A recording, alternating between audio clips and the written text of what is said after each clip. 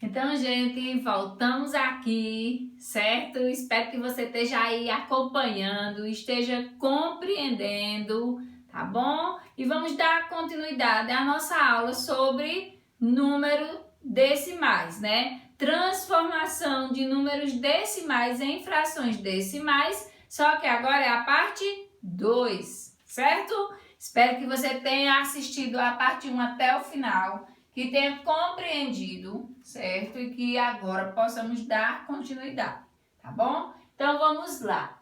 Relembrando aqui, se eu tenho a fração 5.343 sobre 1.000, qual é o número decimal que eu posso transformar essa fração?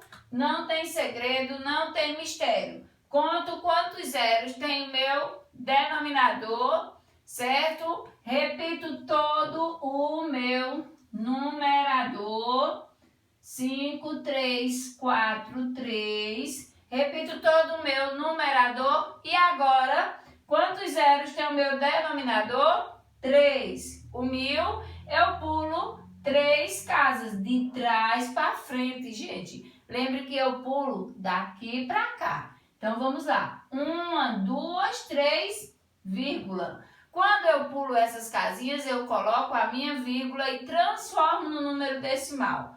Por quê? 5.343 é um número inteiro. Só que quando ele vai sair aqui o resultado da divisão por 1.000, ele vai se transformar em um número decimal, que estará 5 inteiros, 343 milésimos. Compreendido até aqui? Então, uma vez que eu transformo, ele vai ser obrigatoriamente aparecer, né, a vírgula. Por quê?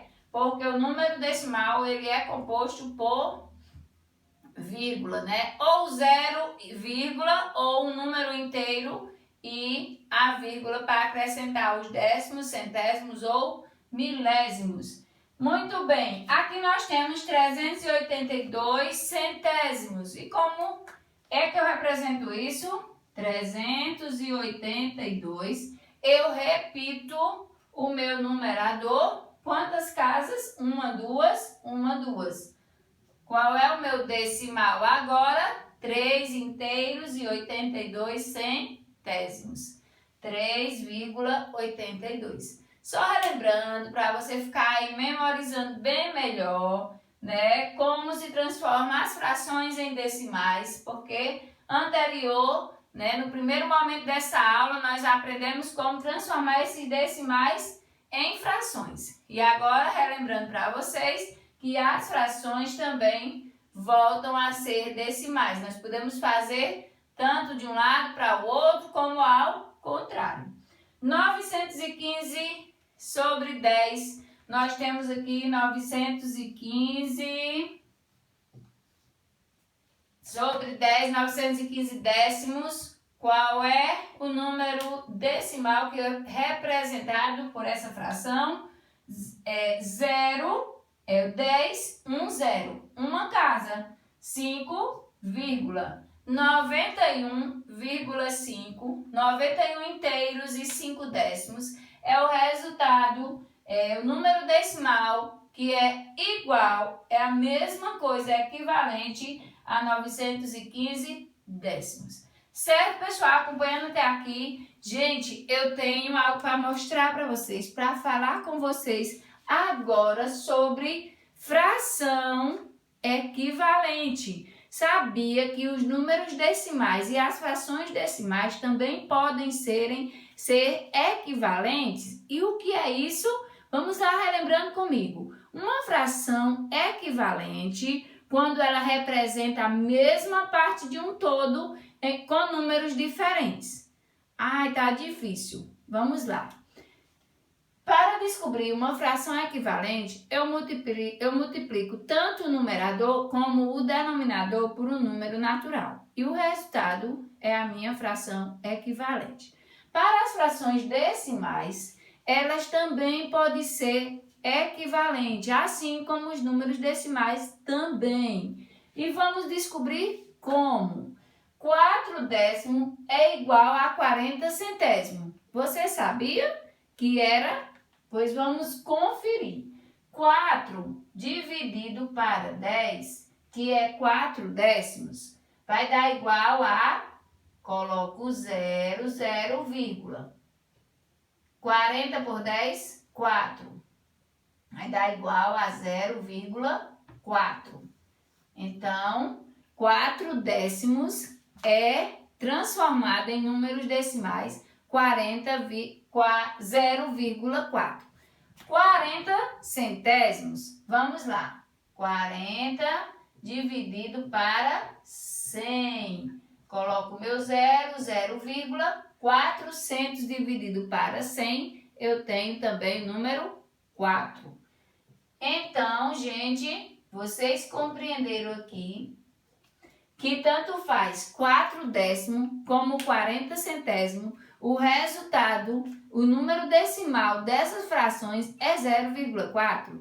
Isso quer dizer que 0,4 é equivalente, porque 4 décimos e 40 centésimos são frações equivalentes, porque o resultado é o mesmo, certo? Então, se eu tinha 4 décimos, se eu consumir 4 décimos, 4 de 10, eu consumi a mesma quantidade se eu tivesse 40 de 100, porque eu consumi no total 0,4 do todo. Isso é o que dizemos que é uma fração equivalente ou um número equivalente. Vamos lá, pessoal, compreenda mais uma coisinha aqui comigo. Eu vou explicar falar mais um pouquinho com vocês sobre essa questão de números decimais equivalentes e de frações equivalentes. Frações vocês já viram, mas como nós envolvemos a fração no número decimal, nós não podemos separá-los, eles andam juntinhos. Por isso, nós falamos dos dois ao mesmo tempo, certo? Vamos lá. Eu tenho aqui o número decimal 0,7. E eu falei para vocês que se eu acrescentar o 7, o 0 aqui, ele não vai mudar, certo? Então, 0,7 e 0,7 e 0,70 representa a mesma coisa em um inteiro. Vamos pensar assim. Eu tenho 7 dividir para 10. Eu tenho R$7, dividir para 10. Então, esses 10 receberão 0,7, certo? 0,7 corresponde a 70 centavos, porque se eu tiver R$7 e dividir para 10, vai dar 70 centavos para cada.